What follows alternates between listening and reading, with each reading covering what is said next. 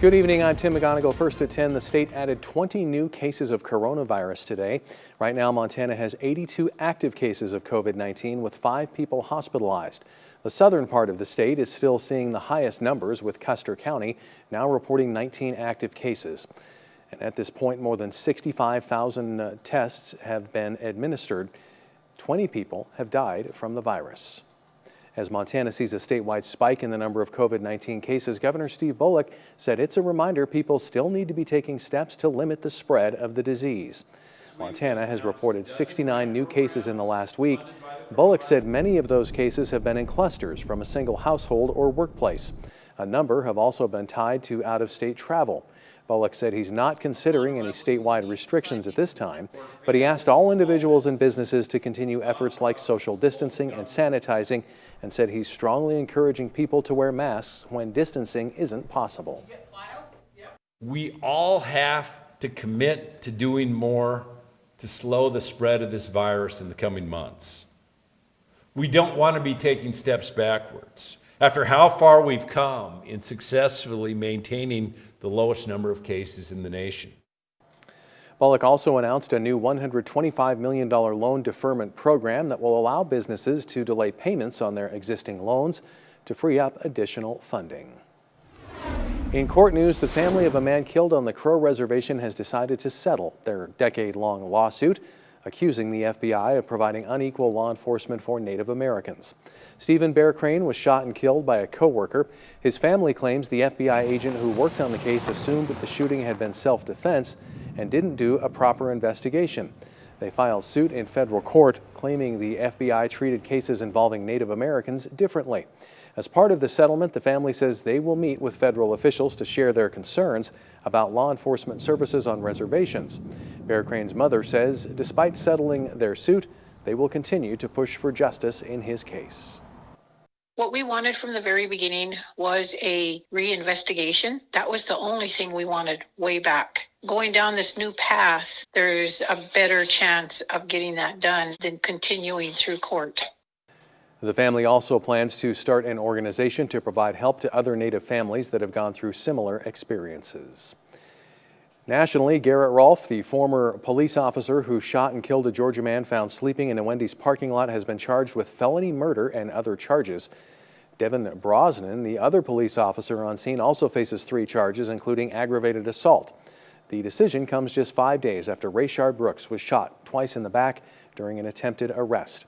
The incident began when police responded to a report of a man sleeping in his car in a fast food restaurant's drive-through lane. On fire watch, the Lump Gulch fire in Jefferson County is now 35% contained, according to fire leaders. The fire is now just over 1,000 acres. 131 crew members are currently fighting the fire. Power lines sparked the fire around 3 o'clock Saturday afternoon. It grew quickly because of strong winds. Well, Montanans have seen a good bit of rain today. It's helping us with our deficit so far this year, and our Storm Tracker weather team is here to tell us more. So, for the latest on the rain, let's head on over to Grant Garland. Hi, Grant. Hey, Tim. Good evening, and good evening, everybody. I hope that you have had a fantastic Wednesday so far. We have seen a lot of rain here in the Electric City alone. We've seen 1/4 of an inch of rain down towards the Capitol, almost 6/10 of an inch of rain. The people up in our friends in Cut Bank, that's what I was trying to go for. Y'all have only seen 400 inch rain, so we desperately need to get y'all some rain, but out towards Glasgow looking at almost 3/10. Now, the reason why we've been seeing all this rain is because of broad low pressure that's making its way through the Treasure State. Right now, zooming in, we're looking at a lot of rainfall over Scobie as well as Glasgow and Whitewater. Wolf Point also seeing some light precipitation. Down towards our neck of the woods, though, Wolf Creek seeing some of that rain, heavy downpours, as well as Helena. Helmville just saw showers leave. Great Falls is starting to look at a few light showers moving into the mix. Now, overall today for us, we did see 1/4 of an inch of rain in Great Falls, but we're still below the average, almost 3/10 here this month, and we don't want to see that. We need to get as much rain as possible, and we're going to talk about how much we could see by this time tomorrow night. But for now, Tim, I'm going to go ahead and send it back to you, sir. All right, thanks, Grant. Well, like the last few springs and summers, grizzly bears continue to pop up on the plains east of the Rockies, even as far as Big Sandy this year. Montana Fish, Wildlife and Parks says that's to be expected. According to FWP, the grizzly bear population in the Northern Continental Divide ecosystem is increasing at 2.3% a year. The expanding population is actually occurring in all directions, but conflict east of the Rockies is more noticeable because of the number of farms and ranches. Bear management specialist Wesley Sarmento says every year is different depending on conditions, but since grizzlies are protected, hazing and other preventative measures like electric fences are the best way to handle the expanding populations right now. This year has certainly been busy, and we probably have more bears this year than we've ever had since they've been a protected species. We've tried to change our approach as bears have been moving out to be a lot more proactive, trying to prevent conflicts from occurring, trying to have quick responses, trying to get out whenever there's a bear sighting, trying to get out and haze that bear before it even comes near people to proactively teach it to be afraid of people. Well, there's celebration today, but also a little bit of surprise because of our political divisions as the Senate passes the Great American Outdoors Act. As MTN's Dennis Bragg reports, it's a sweeping piece of legislation designed to provide permanent funding to the 55-year-old Land and Water Conservation Act. Montana's senators have been expressing confidence the Great American Outdoors Act would finally succeed where other efforts had failed, permanently allocating dollars for the LWCF, the primary tool for conservation and public lands access. And when the votes were counted early Wednesday, the idea passed with a huge majority across party lines. LWCF, as we think about it for Montana and for the nation, is good for public access, it's good for jobs, it's good for wildlife habitat, it's good for land management. And the best part about it, it costs the taxpayer nothing. When you think about Montana and our fishing accesses, 70% of the fishing access sites across Montana have been funded by LWCF. This victory wasn't easy, and it certainly didn't happen overnight. We worked long and hard across the aisle with local conservation groups and public lands advocates around the country to build broad support where it never existed before. In fact, Tester believes it was that broad support, including a positive conversation between Daines and President Trump, which finally convinced Senate Majority Leader Mitch McConnell to clear the way for the legislation. Congress had already decided to keep the Land and Water Conservation Fund a couple of years ago, but there was no money in the checking account. Passage of the Great Outdoors Act takes care of that. While reaction is positive from many groups, a few critics have expressed concerns the act just means more federal land ownership in Montana. Daines says it's about removing barriers to public lands, while Tester notes LWCF doesn't target tillable lands. We have about 1.5 million acres of federal lands in Montana that are inaccessible to the public. And so this is a very important conservation tool that allows us to get access to federal lands that otherwise aren't accessible. Where this bill has been particularly useful is willing buyer, willing sellers. In a situation where you have a checkerboard pattern within our national forest, which is very, very, very common, and being able to block those acreages. By the way, using private sector, primarily nonprofits, to do that. In Missoula, Dennis Bragg, MTN News. A new study by the National Park Service and the U.S. Geological Survey says Yellowstone National Park pumps $642 million a year into local economies. The report, based on research in 2019, also says the park supported 7,000 local jobs in a wide range of industries. Most of those jobs were created in the hotel industry and other accommodations. Next was restaurants, followed by recreation industries. Retail business and transportation also accounted for sizable numbers of people employed because of park activity. The dollars the park puts into local economies has remained remarkably steady since 2015. Park Superintendent Cam Shawley says the report shows how important it is for the park to work with local communities to balance business interests with preserving Yellowstone's valuable resources. Well, with the COVID-19 pandemic playing a major factor in the canceling and postponement of many events across the nation, Big Sky Pride's Pride Week is one of them. The organization's president says they'll be setting up some smaller events all across the state to give everyone an opportunity to participate in Pride. We have the resources in place that we had fundraised to do a massive event here, and we can turn around and reallocate those resources to move the event to 7 smaller things, and that's what we're doing. And that means that people don't have to travel as far, they don't have to spend the night somewhere out of their home, they're spending less money to be there so they can spend more money at the thing, or even if they can't spend money, most of the things are free, it's to show up and have fun. but we want to make sure that everybody gets some pride celebrations when they can. Coming up, COVID-19 is taking a bite out of many Montana summertime events, and we'll show you how one community plans to compensate for the loss of their rodeo.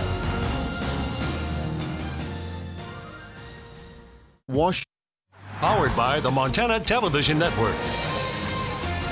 The 10 o'clock news continues on Montana's News Leader. Welcome back. The Milk River is the lifeline for Montana's Highline, providing irrigation water to 110,000 acres and drinking water for communities like Havre, Chinook, Harlem, and Malta. But on May 17th, a concrete drop structure failed on the St. Mary Canal, northwest of Cutbank, putting these Highline producers and residents in jeopardy of losing their water. As the Montana Ag Network's Russell Nemitz reports, there soon will be repairs beginning to keep the water flowing. The Milk River Joint Board of Control, along with the U.S. Bureau of Reclamation and Montana DNRC, have agreed to begin replacement of the failed Drop 5 structure on the St. Mary's diversion. Another drop structure, Drop 2, is considered at risk for failure and will also be replaced. These repairs will help to ensure that the Milk River will continue to serve Montana's Highline with water. I would love to say we are going to add to the irrigation season, but essentially we're looking at next year and that storage and that carryover. And if we have the opportunity to move water at the end of the season and get it across, we're just in a better spot in Fresno starting the year next year. She says they're also very thankful for Montana's congressional delegation, which continues to fight for funding to repair the entire structure, which is over 100 years old. Senator Chester Daines and Congressman Gina Forte have been there saying we need this, but it's been falling on deaf ears, the farm and ranch need and why it's so needed. And I think people are seeing that now with this failure, as we're sitting here saying, cities and towns might be out of water, and all of these other factors that factor into it that have become a beneficial use. And she says the Milk River truly is the lifeline of Montana's Highline. Agriculture forms the underpinning of this economy here. And without this water source, we're in a bad spot. In Billings, Russell Nemitz, MTN News. That repair work begins on Monday. Well, this past Monday, the Teton County Health Board denied a proposal from the Shoto Rodeo Committee to host the 75th Annual American Legion Rodeo on Independence Day due to COVID-19 concerns. While it's disappointing for rodeo fans, it's potentially devastating for the Shoto community.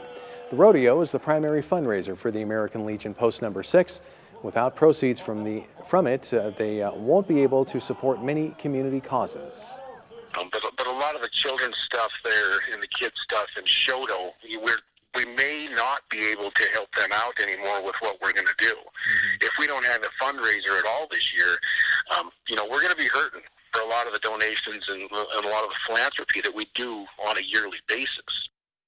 Collins said that some community members in Shoto are setting up a bank account and a GoFundMe page to help the Legion raise funds to continue serving Teton County. Well, for our friends in Lewistown, waking up tomorrow, 80% chance of showers, so make sure you give yourself enough time for that morning commute. I'll have a look at your full 7-day forecast coming up after this break.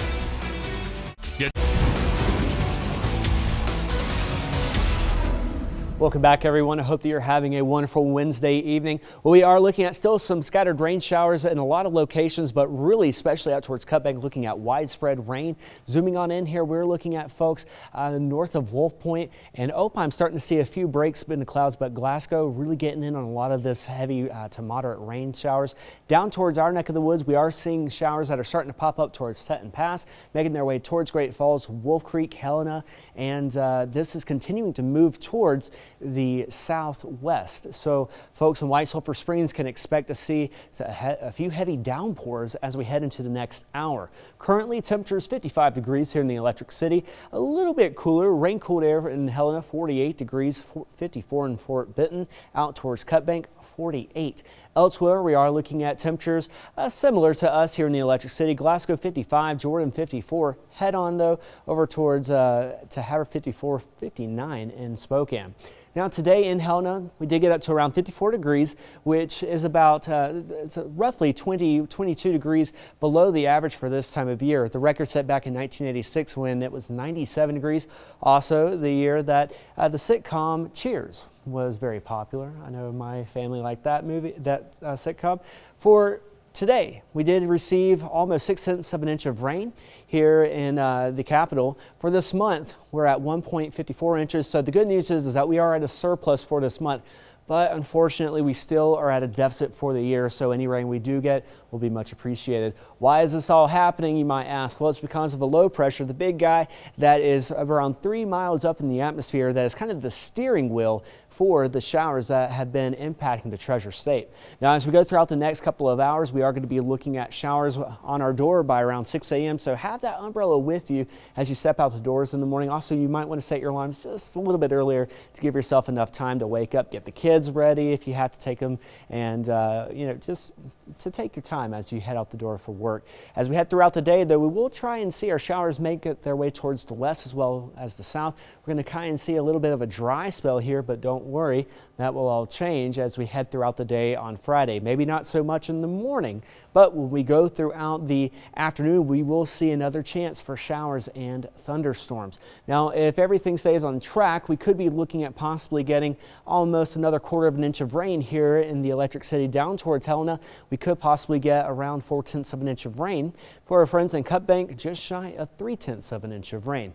What are we looking at, though, for the first week of summer? That's next week. Well, we are looking at possibly we're looking at a better chance of staying warmer than average. And unfortunately, we also are starting to look at a drying trend try and come into play, where friends in Glasgow are going to be looking at a better chance of staying drier than the average. And they'll have a better chance for staying dry, but we also are looking at staying dry too. So for the next 2 days, we're going to see chances for showers. Saturday, though, the first day of summer, 75 degrees in Great Falls, looking at 78 degrees with mostly sunny skies for our Father's Day, 79 degrees on Monday as well as Tuesday before warming up to 81 on Wednesday.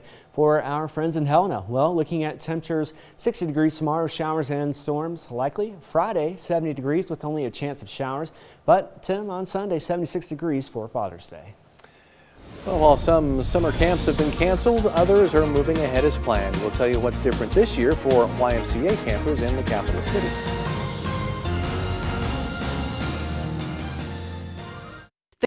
Powered by the Montana Television Network. The 10 o'clock news continues on Montana's news leader. Welcome back. High school football teams got the go-ahead to begin off-season workouts earlier this month. And as MTN's Tom Wiley shows us, both CMR and Great Falls High are taking full advantage of their time. There's some urgency in the weight room this week. After a 3-month hiatus while facilities and meetings were shut down in the wake of COVID-19, high school football teams are making up for lost time. When track season got canceled and all of spring sports got canceled, it was definitely kind of surreal, happened really fast, but I think the fact that we get to kind of get going on football and get to start lifting is really cool. But it's not quite business as usual. The team is training in staggered sessions to limit group sizes and taking precautions while lifting. We got to be 6 feet apart. We got to have only one lifting partner, and we got to wash everything right after we're done using it, just keeping everything safe. Across town at CMR, the Rustlers are getting their first opportunity to work in person with new head coach Dennis Morris. We were all going a little stir crazy during the COVID, and we tried to start our workouts online. But our excitement was high to get started, and when they finally gave us the green light, the kids couldn't wait to get out of the house, which is a phenomenal way to start our new program. They're getting here every morning, in 3 groups. They're showing up every day, smiles on their face, ready to go to work. It's been an exciting start. The time away has helped the players learn not to take sports or a season for granted. It's kind of funny, when we're at school, everybody's begging to go home, right? You don't want to be there, you don't want to be there. And then as soon as the 3rd week hit, you're like, oh, please get me back to school. You want to be with everybody, you want to be around everybody, So, yeah, it was definitely it was different. Had to adapt and everything and just move with roller coaster, So. But most of all, it's a small step toward normalcy for 2 teams that have high hopes for the fall.